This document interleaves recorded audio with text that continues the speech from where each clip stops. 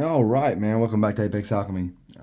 Yesterday I was watching G-Ball Vision do his spinal whack test on a few of his knives in his collection, and I asked him if it would be okay if I did a continuation of it. He said, go for it, dude. I'd like to see it.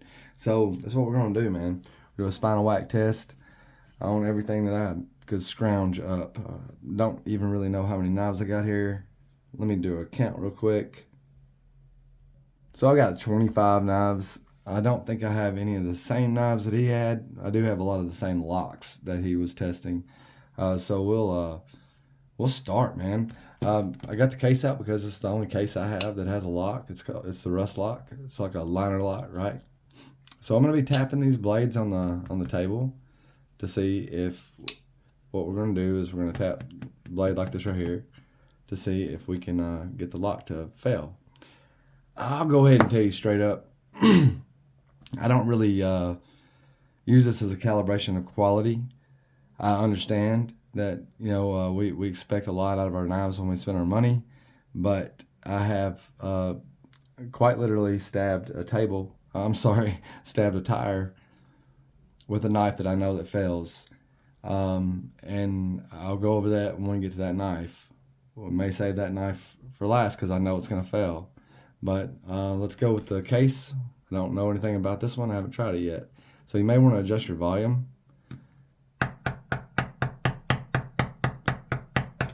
Those don't seem like very hard taps, but it's a very lightweight knife. So I don't think we're gonna have anything to worry about there. Rust lock just seems to be doing just fine. We'll stick it over here for the pass. How about the Kershaw Knockout? Is a old sub frame lock, or whatever you call that.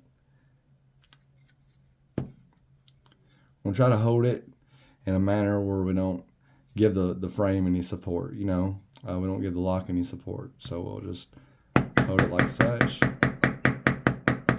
Do a little bit of tapping. Everything's good to go. Kershaw Knockout over here for the pass. That's a little cheap knife. It's camless. It's a Darryl Raff design that you can pick up from not Harbor Freight, but Home Depot for about 25 bucks. It's a liner lock. I have not tried it yet.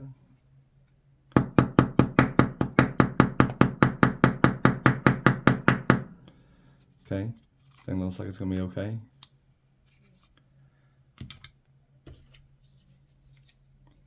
Cold Steel Pro Light. It's a back lock, but I don't think this is a triad lock. I think it's a little different than the triad lock. I just think it's a regular back lock Cold Steel.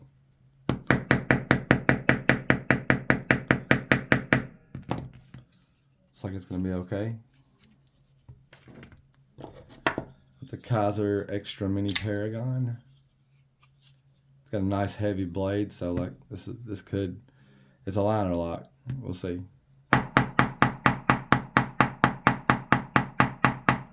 I think it'll be okay.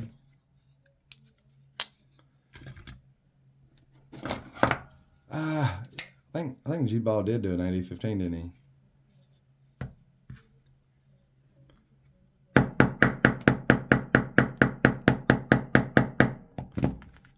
No surprise there.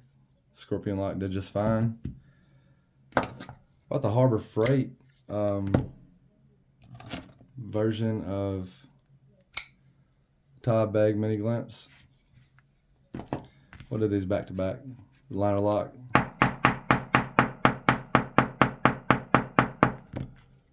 No problem.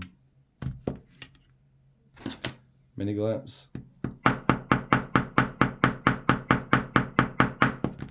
No problem. 80-10. I believe G-Ball may have done this one as well. It's a triad lock.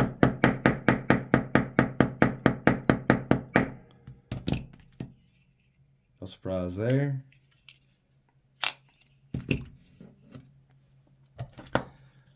Recon 1, triad lock.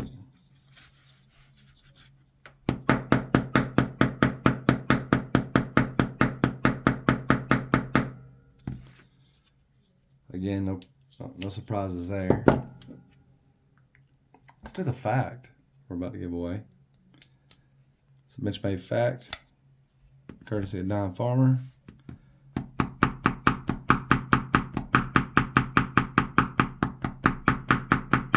With the access lock, looks like it's gonna be fine. Chris Reeve and Kosi. Was told to be real careful with this one because of the ceramic detent. So we're gonna do it anyway. Here we go. I'll try to see if I can get a grip on it to where I'm not giving the frame any support.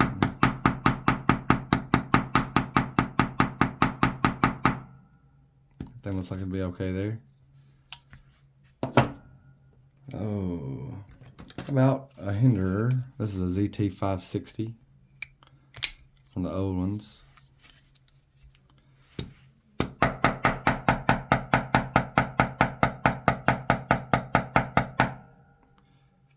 That's this one belongs to my brother.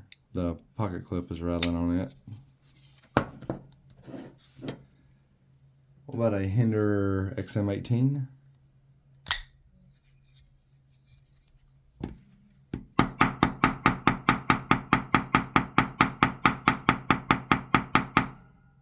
Okay, no fails there.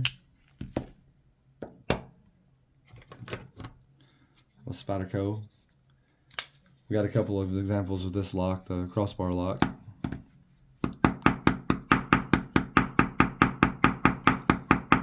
That's the Manix 2XL. It's just fine. The Manix lightweight, same lock.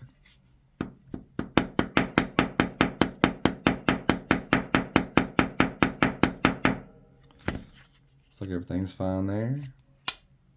How about this cheap one from Amazon? This Olightens.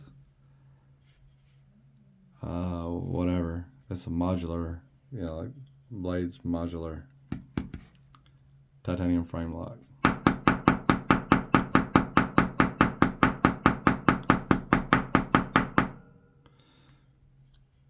Kind of expected that one to fail. Did not though. Spyderco's backlock with the Indira.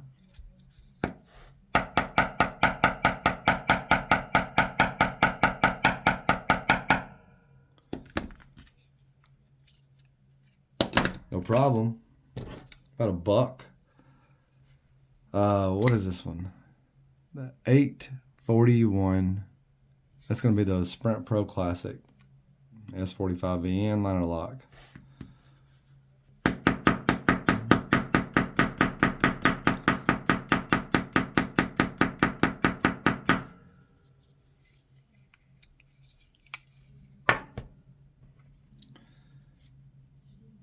How about a buck Strider? This is an old one, man, right? Liner lock with like 100% lockup.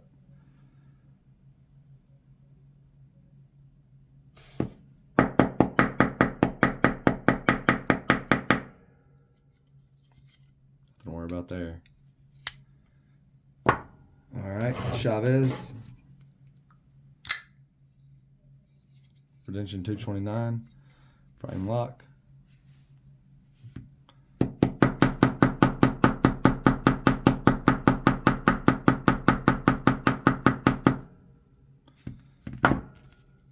We're surviving. We are surviving. It was a Tangram by Kaiser button lock from back in the day. 2017, 2016, something like that. Get my hand off that button.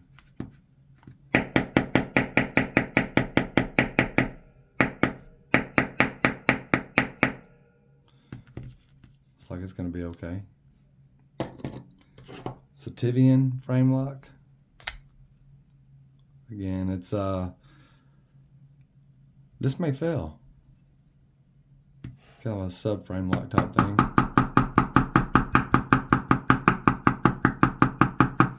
No? All right. got the TRM Comet.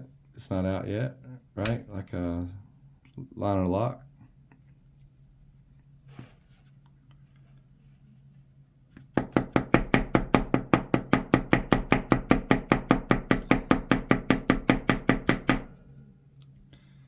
It's gonna be okay.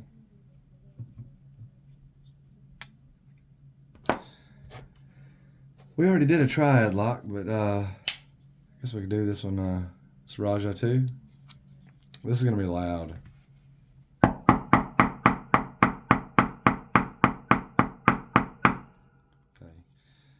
Yeah, we're gonna worry about no triad locks. How about the Mayhem? We got the Code Steel Mayhem with the Atlas lock. Is that what they call it? I'm so bad at that. 1 second. Yeah, it's the Atlas lock.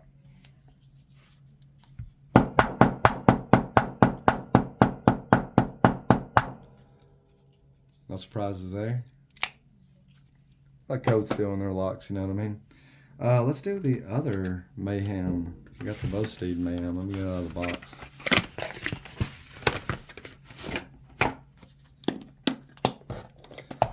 This is like a compression lock. It's not like a compression lock. It is a compression lock. It's button lock. It's like a button actuated compression lock. Operates the same exact way as a PM2, which we'll do next.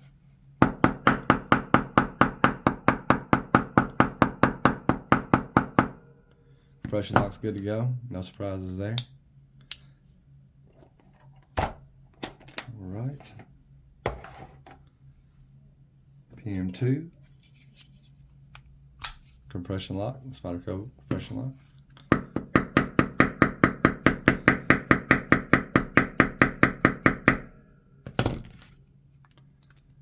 Good to go.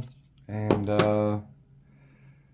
okay, so last but not least, man, we got this Magnum Works Pantheon, and I know it'll fail.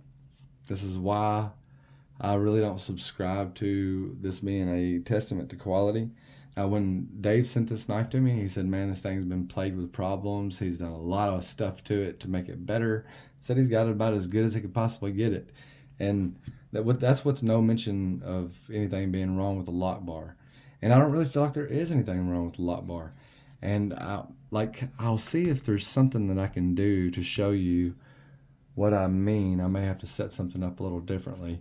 But when you're holding a frame lock in your hand and you got the least little bit pressure on, I'm not talking about squeezing the absolute death out of that lock or anything, but you're holding it with a good firm grip because you're using it.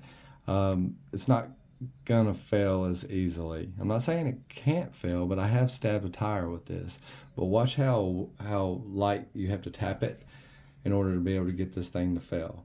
With no, if you don't put any pressure on the lock bar whatsoever, that happens. But I still have lots of faith in this knife. Should it happen? I'm not saying it should happen. Like G-Ball said, like you could be using your knife and then the knife takes a impact from above. So I've got this Sennheiser microphone. If anybody knows anything about it, it's the 835. It's a pretty heavy mic. What I'll do is I'm gonna hold the knife like this, and I'll hit the top of the blade. This is about the best way I can show as an example. We don't have to worry about it closing on my fingers, because if it fails, the blade should hit the table, right? So we're pretty close to the table. This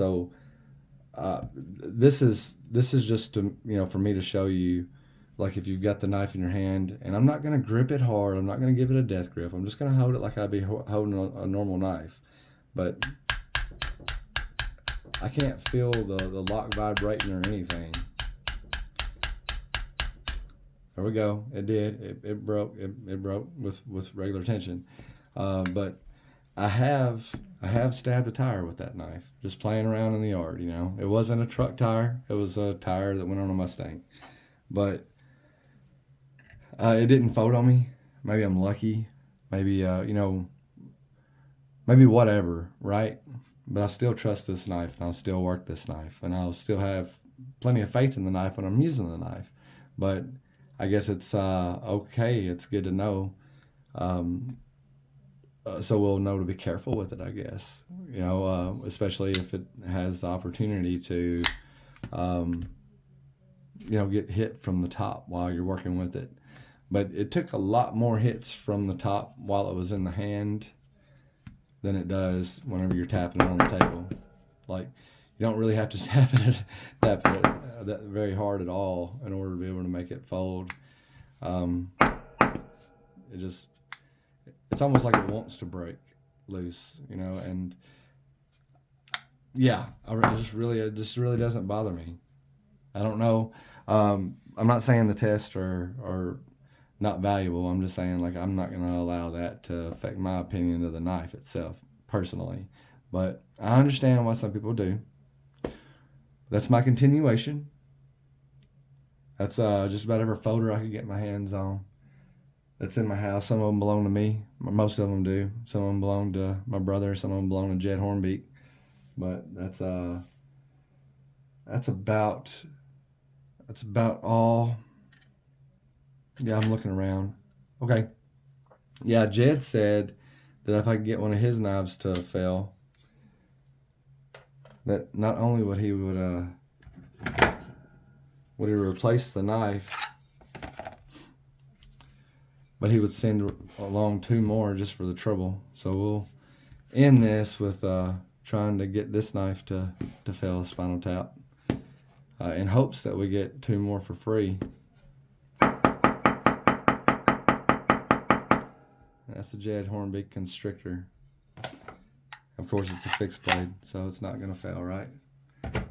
You know me, I'll be silly. You guys have a great one. We'll catch you on the flip side. Happy New Year.